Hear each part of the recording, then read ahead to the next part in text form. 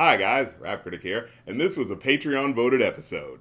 And if you'd like to vote on the song I review, plus see videos early and have access to the RC Discord and exclusive episodes of my movie podcast, go to my Patreon in the link tree below. So let's talk about Tyler the Creator. And boy, is there a lot to talk about. Because dude has been on quite the journey as a public persona, starting as the leader of a bunch of scruffy young edgelord outsider hype boys noted for their dark, grungy production style, and gradually shifting into a demonstrably more mature solo artist, developing a richer, fleshed out musical tapestry accompanied by more pensive, honest lyrics that brightened up his discography along the way. Now, if you haven't tuned into Tyler's world in a minute, you may be confused. You might only remember him as the crass internet rap troll who says purposely offensive shit while wearing bright, silly, ironic shirts with cats on them. But around the time he explicitly came out of the closet, it was part and parcel to a bit of a sea change to his output. The craggy, manic musical production and mean-spirited blind rage in his lyrics that frequently made his earlier stuff, quite frankly, literally unlistenable at times, started to make way for breezier, more polished tunes that saw him writing from a way more emotionally vulnerable place, while still managing to maintain his authentic, oddball sensibilities as an artist, with today's single as a perfect example of his new aesthetic. Check out my podcast where we reviewed most of his discography, including his latest album, to get my full thoughts, but yeah, suffice to say, as his career's gone on, even for me as someone who definitely was put off at first, following his metamorphosis into a more well-rounded artist has been pretty fascinating. I mean, to make it plain, dude has basically gone from this to this.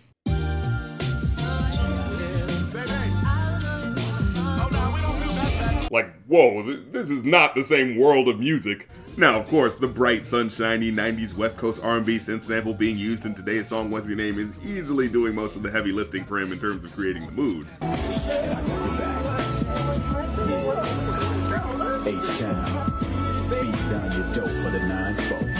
With the pumped up, refurbished mixing of the sample and the sexy deep voice whispering on the original song weaving into the mix of new feature singers layered over the hook as they add an extra sheen of soulful energy that floats the track to new heights, setting the stage for the MC to turn on the charm for the object of his affection.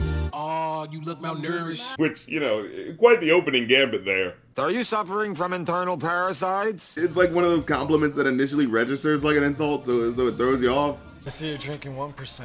Is that because you think you're fat? Because you're not. You could be drinking whole if you wanted to. Except here, Tyler's delivery gives it that air of self-awareness where you can tell he's being corny on purpose. Like, okay, we all know it's a common thing that girls like being told they look thin, so to start by implying that she looks an unhealthy level of skinny as the lead into offering a dinner date, it's that sort of uber cheesiness that wraps back around to being endearing if you can sell it right. Oh, you look malnourished. Get some bread, fried an egg, you're trying to syrup. However, many hints occur that suggest this smooth, charismatic introduction hasn't even happened yet. And as the video plays out, the language of the visuals have a very insular focus, as the camera is just slightly too uncomfortably zoomed in on Tyler as he buzzes around this girl attempting to sway her with his words. Meanwhile, any glances you get at the love interest played by Zendaya has her looking completely disinterested. If you got a man, you should cut it off. Get your passport, cause we run it off. Almost as if it's an inversion of the typical R&B video this production is invoking, where the main singer dances around a blushing love interest who's too bashful to admit she likes him. Instead, in this video, it ends with Tyler's love interest ultimately sitting down with another dude as if nothing he said even happened. Maybe he hasn't been talking to her this whole time, and these lyrics were just perfect scenarios devised in his head as preemptive fantasies of things going right, with the sublime rosiness of the production personifying the bubbly feelings you get when you first see someone you think is beautiful and perfect, even though you don't really know who they are yet. As well, I want to point out the playfully deceptive rhyme scheme that unfolds at the beginning of the verse. Oh, you look malnourished. Get some bread, fried an egg, you're trying to syrup. Which at first your brain connects as the first rhyme scheme because of course they sound similar enough to be passable. But as the verse continues, you can hear a contrast in the next rhymes.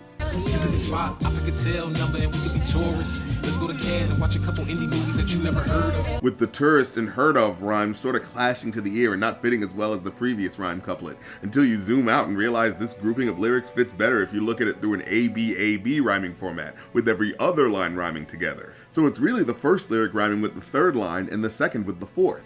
It's a neat little technique that stretches out the rhyme scheme as a way of toying with your expectation of how the flow is going to land. And as much as I want to point out these examples of him using a fun, unconventional approach to what could have just been a typical rap love song, then the second verse happens by YoungBoy Never Broke Again. Which, what a name when you think about it. You know, often rappers have to deal with the slight awkwardness that comes with still calling yourself Lil or Young once they start spouting gray hairs, but this guy's rap name is a double whammy. The dude's name is specifically YoungBoy. Like, there's going to come a day where that's clearly not going to be a fitting description anymore. And then, never broke again.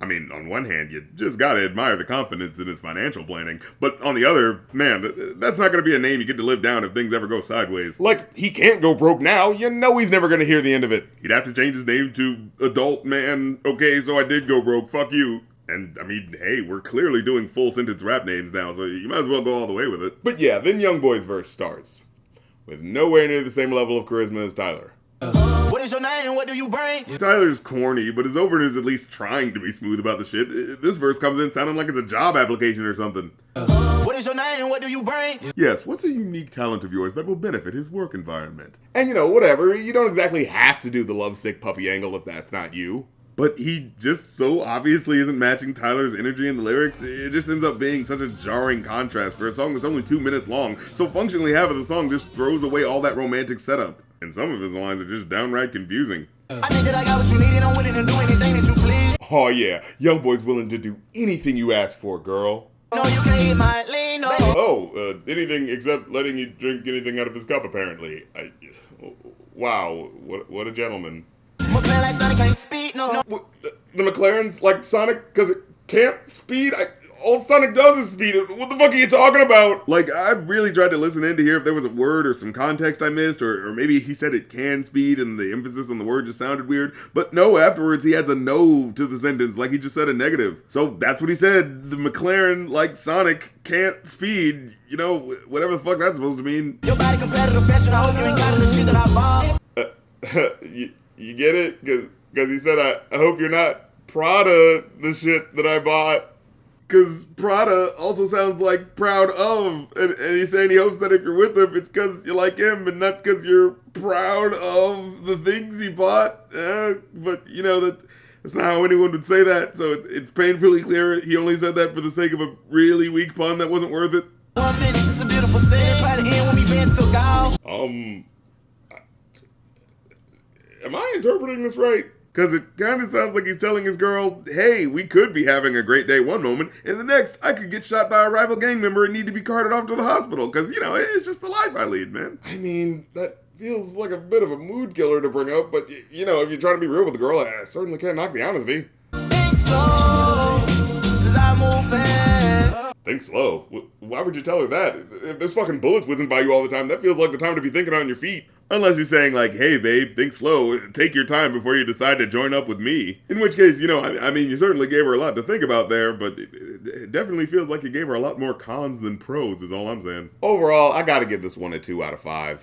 I wanted to like it more because the first minute is incredible, but with the song being only a super short 2 minutes, the whole experience flies by so fast you barely have time to luxuriate in the warmth of the sound, especially before the second verse comes in and basically tramples all over the romantic energy of it. Like, I'd still never change the radio station if it came on, because that sample is absolute ear candy, but unfortunately it just becomes kind of generic halfway through by way of a second verse that bogs down the full potential of what started off as an almost transcendently offbeat rap love song that could have really shined if everyone was on the same page.